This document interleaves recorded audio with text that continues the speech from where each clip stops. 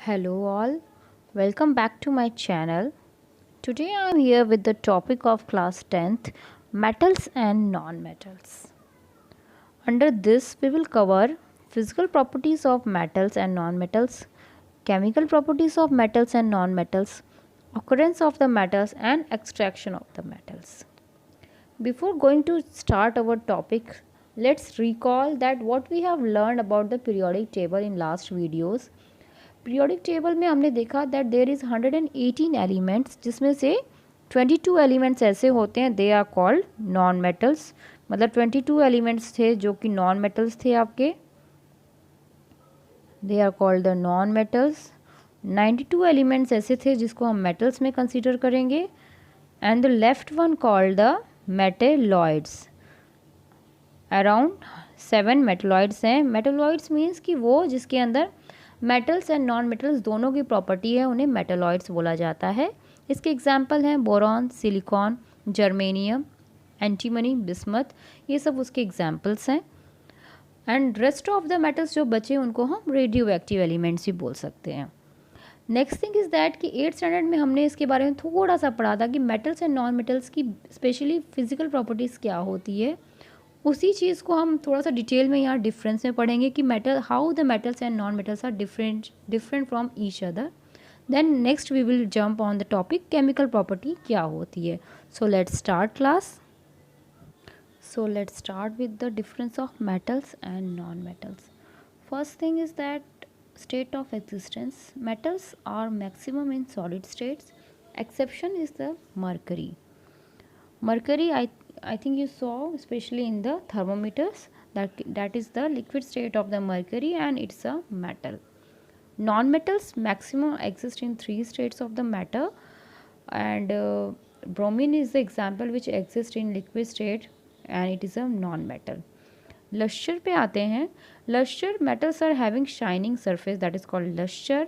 Maximum metals like आपका gold है, silver है, aluminium, iron, they are lustre in nature. But कुछ metals हैं जैसे आपके आयरन है, they use to oxidize in presence of air और उस पर एक रस्ट आ जाता है। या फिर सिल्वर है, it use to get oxidise और उस पर भी कुछ ब्लैकिश सा एक लेयर आ जाती है। So they get oxidize to the atmosphere और उसकी वजह से उनकी थोड़ी लश्चर कम हो जाती है। But if you will clean it तो अगेन से वो लश्चरस हो जाते हैं। Non metals generally non lustrous होते हैं, मतलब उसमें शाइन नहीं है। एग्जाम्पल्स है आयोडीन और दूसरा एग्जाम्पल है diamond that is the allotrope of the carbon. Conductivity की बात करते हैं तो कंडक्टिविटी वो होते हैं जो हीट को कंडक्ट करें। मतलब कि अगर आपके पास एक स्पून है उसको हमने कनेक्ट किया एक सर्किट में, so that bulb use to glow, यानी आपका जो इलेक्ट्रिसिटी है वो पास हुई एक एंड से दूसरे एंड तक। बट नॉन कंडक्टर्स या इंसुलेटर्स वो होते हैं जो ऐसा नहीं होने देते हैं, they are the non conductors. So metals are the good conductors and non metals are the bad conductors. Non metals में एक्सेप्शन है graphite. Graphite is again the allotrope of the carbon, तो वो जो है कंडक्ट करता है electricity को but others does not. Hardness, metals are generally hard in nature. Exception आपका सोडियम और पोटेशियम है। सोडियम पोटेशियम इतने ज़्यादा सॉफ्ट है that they can be cut by the knife and also they are very much highly reactive कि उनको जो है केरोसिन के अंदर रखना पड़ता है ताकि वो एयर से या वाटर से रिएक्ट ना करें, क्योंकि जब वो रिएक्ट करते हैं तो बहुत ही वाइग्रस रिएक्शन देते हैं। नेक्स्ट थिंग जो है हार्डनेस में, नॉन मेटल्स जनरली हार्ड नहीं होते हैं, सॉफ्ट होते हैं, बट एक्सेप्शन है आपका diamond which is the allotrope of the carbon. Sonority क्या होती है? सोनोरस मीन्स कि जब हम कोई चीज़ है उसको स्ट्रक करते हैं, like special example is like school bell, उसको हमने स्ट्रक किया किसी और मेटल से तो it use to produce sound, तो वो जो सोनोरस साउंड प्रोड्यूस होती है that is called the sonority and it shows in the metals but does not shown in the non metals. Malleability and ductility पे आते हैं। Malleability means that the metals which can be drawn into the sheets and ductility means that the metals जिसको हम wires में, पतली पतली wires में उसको बना सकते हैं। मेटल्स जो हैं वो मेलिबिलिटी शो करते हैं, लाइक आपके एग्जांपल्स है एल्यूमिनियम फॉयल और सिल्वर फॉयल है। उसके अलावा आपके आयरन के भी फॉयल्स बनते हैं, मोटी मोटी शीट्स बनती है जिसके बर्तन वगैरह बनाने में काम आते हैं और एल्यूमिनियम फॉयल को फूड पैकेजिंग में यूज़ करते हैं, तो ये सब चीज़ें होती हैं। नॉन मेटल्स जो होते हैं दे does not exist in this form, उनको हम चेंज नहीं कर सकते हैं मेटल की शीट्स में या वायर्स में, तो वो ये दोनों प्रॉपर्टी शो नहीं करती हैं। नेक्स्ट आ जाइए melting and boiling point. Melting और बॉइलिंग पॉइंट मेटल्स की हाई होती है। As example you can see कि मेटल्स जो आयरन है उसको हमें मेल्ट करने पे हमें बहुत ज़्यादा हीट प्रोवाइड करनी पड़ती है, तब जाके वो मेल्ट होता है। Same thing happen with the gold. Gold को भी काफ़ी ज़्यादा टेम्परेचर देते हैं तब जाके वो मेल्ट होता है। तो metals are having very very high melting point and boiling point, पर नॉन मेटल्स के साथ ऐसा नहीं है, they are low. Allotropy, allotropy एक ऐसी कंडीशन है जहाँ मेटल जो होता है या कोई भी आपका एलिमेंट है उसके अंदर सेम उसके फॉर्मूले से दो अलग अलग चीज़ें एग्जिस्ट हो रही हैं, उसे हम एलोट्रॉप करेंगे। जैसे कि एग्जांपल है कार्बन। कार्बन के सेम पैटर्न पे आपके पास कार्बन के ऊपर we are having graphite and diamond, उसके साथ ही हमें ग्रेफाइट और डायमंड दो उसके फॉर्म मिल रहे हैं, बट ये चीज़ जो है मेटल्स में नहीं होता है। This exist in the non metals. Here I am having few pictures of the metals and non-metals. In this you can see the side one, left hand side we are having the metals. These are the metals, platinum, mercury, magnesium. These are the pictures of the metals. Bronze is what? It's a alloy, मतलब दो या तीन elements को mix कर दिया हमने तो इसको alloy बोलते हैं। फिर यहाँ पे भी पोटेशियम देखिए, इसको रखा गया लिक्विड केरोसिन के अंदर डाल के रखा गया है क्योंकि ये हाईली रिएक्टिव है। जिंक, दिस इज कॉपर, और ये मर्क्यूरी है which is liquid state. Down bromine, it is bromine is a non metal. Sulphur जो कि थोड़ा येलो कलर का होता है। Oxygen is a gas and phosphorus is a soft non metal. Next come to the topic chemical properties of metals and non metals. Before starting of this topic let's take a thing कि metals जो होते हैं उसको हमने metals ही क्यों बोलते हैं। Like हम इसके बारे में इलेक्ट्रॉनिक कॉन्फ़िगरेशन पढ़ चुके हैं।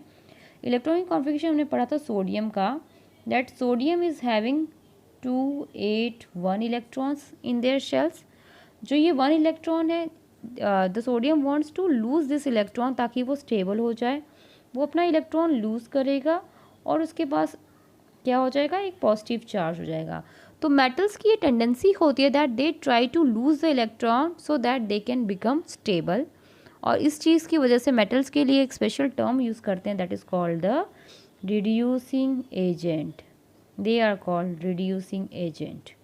एंड वहीं आपका अगर नॉन मेटल्स की बात करें, नॉन मेटल्स जो होते हैं लाइक क्लोरीन, क्लोरीन का है आपके पास 2, 8, 7 इलेक्ट्रॉनिक कॉन्फ़िगरेशन।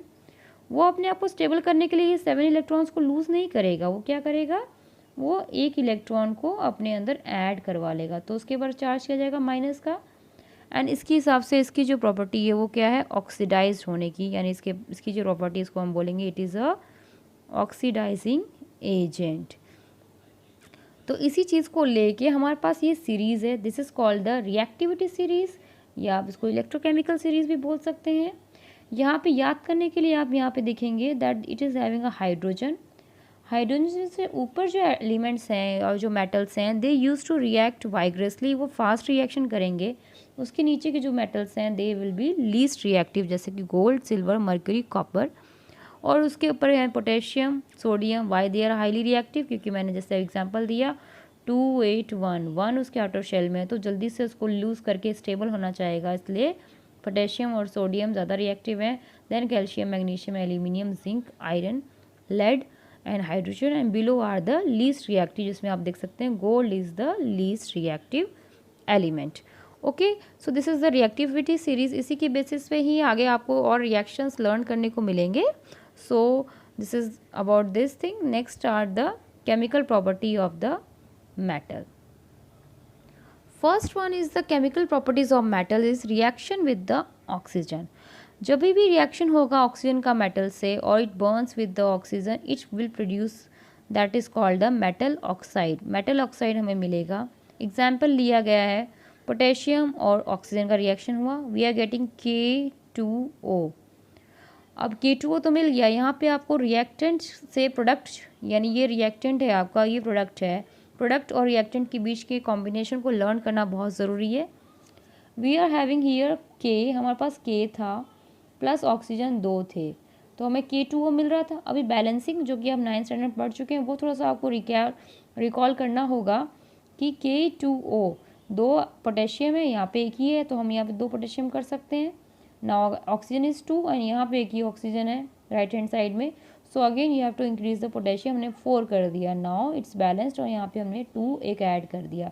तो इस तरीके से आपको बैलेंसिंग थोड़ा सा रिकॉल करना पड़ेगा और प्रोडक्ट को भी थोड़ा याद रखना पड़ेगा कि what is the product. So here metal and oxygen को जब रिएक्शन देते हैं तो we are getting metal oxide. Next topic is reaction of metals with the water.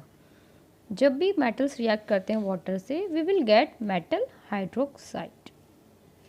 Metal hydroxide means we are getting NaOH। तो इसमें जो OH है that will be a base, यानी कि आप कह सकते हो और लर्न करने के लिए कि मेटल और वाटर में जब रिएक्शन होता है तो we are getting metal hydroxide which is a base, plus साथ ही साथ हाइड्रोजन गैस रिलीज होती है।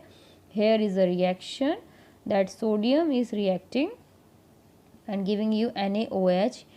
Na में एक ऑक्सीजन और एक H आके ऐड हो गया and hydrogen gas will release. So this is reaction with metal.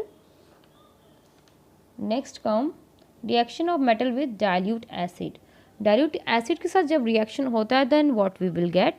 Dilute acid के साथ reaction करते हैं तो you can see here एक trick है, like this HCl used to get attached here और ये हाइड्रोजन जो है गैस बन के रिलीज हो जाएगा, like NaCl we are getting NaCl which is a salt और H2 गैस रिलीज हो जाती है and balancing we can see 2 NaCl मिल रहा है एंड 2 हाइड्रोजन के एटम्स थे जो कि हाइड्रोजन गैस बन के रिलीज हो गए। सेम हैपन डाउन, K2SO4 जो है रिएक्ट होता है एंड हाइड्रोजन गैस रिलीज। तो इस तरीके से आप रिएक्शन को थोड़ा सा सिंपल वे में लर्न कर सकते हैं। Next come reaction with the hydrogen. जब हाइड्रोजन से रिएक्ट करता है आपका metal it will make hydrides, वो हाइड्राइड्स बनाता है और it is according to the combination of the आपका इलेक्ट्रोकेमिकल सीरीज जो मैंने अभी बताया था उसके हिसाब से देख लीजिए कि Na is reacting with hydrogen and giving you 2 NaH। उसके हिसाब से ये रिएक्शन कैसी हो रही होगी, 281 आपके पास सोडियम के पास था और उसने हाइड्रोजन के साथ अपना एक इलेक्ट्रॉन शेयरिंग किया, उसको दे दिया और आपके पास NaH बन गया एक कंपाउंड। और लेटर ऑन क्या होता है, यही NaH जो है it use to react with H2 and gives you NaOH जो हम पहले पढ़ चुके हैं और हाइड्रोजन रिलीज होता है। If it is not stable तो ये वापस से वाइग्रस रिएक्शन करके H2O के साथ आपको sodium hydroxide which is a base plus hydrogen gas release करता है। Next come to the reaction of metal with the solution of other salts. मतलब इसको हम बोलते हैं metal displacement reaction. A metal placed higher in the activity series can displace the metal which occupies the lower position. यहाँ पे एक example भी है हमारे पास, ये बीकर है आपके पास। This beaker was containing copper sulphate solution, in this we added the zinc rod. After some time हम क्या देखते हैं कि जो जिंक की जो रॉड है वो यहाँ से थोड़ी थोड़ी सी ईटन अप हो गई है क्योंकि वो रिएक्ट कर गई कॉपर सल्फेट से और जो सोल्यूशन है वो बन गया हमारा copper that react with this and makes the zinc sulfate solution और कॉपर जो था वो डाउन नीचे यहाँ पे सेटल डाउन हो गया। तो ये क्यों हो रहा है, ये जो मैंने आपको सीरीज़ बताई थी उसी के हिसाब से है। कॉपर जो है वो यहाँ था, जिंक जो है वो यहाँ है, तो कॉपर कहाँ है, नीचे आ रहा है, तो it's least reactive compare to the zinc और जिंक ज़्यादा रिएक्टिव है तो इसीलिए उसने क्या किया, उसको डिस्प्लेस कर दिया और इसी को बोलते हैं displacement reactions. Next we are having properties of the non-metals. Under this first is reaction with the oxygen. Non-metals react with air or oxygen upon heating to form the oxides. वो oxides बनाते हैं, like first example is carbon reacting with oxygen gives you carbon dioxide and sulfur is reacting with oxygen gives you sulfur dioxide. This sulfur dioxide can further react with oxygen in presence of the catalyst and can give you the sulfur trioxide. अब यहाँ पे जो catalyst use किया गया है for what it is, this catalyst is considered as कि वो substance जिसको reaction में लिया गया it's not taking part in the reaction, मतलब कि वो reactant को product में change करने के लिए कोई part नहीं ले रही है but वो क्या कर रही है, उस रिएक्शन को एनहांस कर रही है या एक्साइट कर रही है या इनहिबिट कर रही है, that is called the catalyst. Next thing कि ये जो इसके ऑक्साइड्स हमें मिलते हैं, this oxides if further react with the water it can give you the acids. Sulphur dioxides का जो वाटर से रिएक्शन हुआ it gives you sulphurous, phosphorus oxide gives you the phosphoric acid like this. So basically non metals के जो oxides होते हैं they will give you acids when they react with water, and metals के जो oxide होते हैं जैसे कि Na2O था वो वाटर से रिएक्ट करेगा, it will give you NaOH, means that will be a base. तो ये चीज़ थोड़ा याद रखना है कि जो ऑक्साइड्स होते हैं मेटल्स के they are basic in nature, and non metals के जो ऑक्साइड्स होते हैं they are acidic in nature, when they react specially with the water they will give you the further products. Come to the reaction with acids. जब आपके non metals reaction करेंगे acid से तब हमें क्या मिलता है, when it is reacting we are getting sulphur dioxide plus water. So here आपका यहाँ पे सल्फर डाइऑक्साइड जो है एक गैस निकल जाती है, वो एक सल्फर यहाँ से भी ले लेगा और आपको सल्फर डाइऑक्साइड दे देगा, साथ ही साथ H2O वाटर मॉलिक्यूल्स बाहर आ जाते हैं। दूसरा दिखाया रिएक्शन सल्फर HNO3 से रिएक्ट कर रहा है which is acid nitric acid, ये H2SO4 प्लस NO2 जो कि रेडिश ब्राउन कलर की गैस होती है और साथ ही साथ वाटर मॉलिक्यूल्स देते हैं। Down also few more examples, phosphorus reacting with H2SO4 giving you phosphoric acid plus sulphur dioxide और H2O निकलता है और HNO3 के साथ भी फॉस्फोरिक एसिड देता है and we are getting nitrogen dioxide and water molecule. So reaction with acids we are getting its oxides मिलते हैं या फिर हमको दूसरा फॉर्म मिलता है एसिड का। Next come to the topic reaction with the chlorine. Chlorine के साथ जब आपके मेटल्स रिएक्ट करते हैं non metals, so we are getting the chlorides. यहाँ पे हमें क्लोराइड मिल रहा है, यू कैन सी फॉस्फोरस था वो रिएक्ट कर रहा है एंड गिविंग यू PCl5, और उसको बैलेंस करने के लिए यहाँ पे आपके पास 2 फॉस्फोरस थे 2 क्लोरीन थे, तो हमने यहाँ पे एक 5 लगाया, 5 chlorine 2 multiply with 5 giving you 10, तो यहाँ पे इसके लिए हमें आगे ये 2 लगाना पड़ता है। तो इस तरीके से बैलेंसिंग की जाती है। Sulphur chloride is also there, it's giving you sulphur monochloride and it's also balanced. ये यू कैन सी 2 सल्फर लिए 2 क्लोरीन के एटम से and we are getting S2Cl2, और या फिर इसको हम HCl ऐसे भी लिख सकते हैं। नेक्स्ट आ जाइए, last is the reaction with the hydrogen. Hydrogen के साथ जब रिएक्ट करता है आपका metal non metal, it will give you H2S gas. H2S gas एक ऐसी गैस है आपकी लैब की that is having a rotten egg like smell. इसकी स्मेल बहुत ही you can say very fast और बहुत ही ज़्यादा अजीब सी होती है, जिसको हम रॉटन एग लाइक बोलते हैं। और ये गैस जनरली आपने कभी कभी फील भी की होगी when you are passing near by the chemistry lab. इसी में एक और एग्जांपल है, if you having N2 plus H2 it's reacting together and giving you NH3। उसको बैलेंस करने के लिए हम यहाँ पे एक 2 लगाएंगे और 3 हाइड्रोजन ले लेंगे and we are balanced. Ammonia भी एक बहुत ही फास्ट स्मेल है आपके केमिस्ट्री लैब में, it use to come and it's very fast and ये आपको इरिटेट भी कर सकती है if you are inhaling it. So it is also example of reaction with the hydrogen. So that's all for today.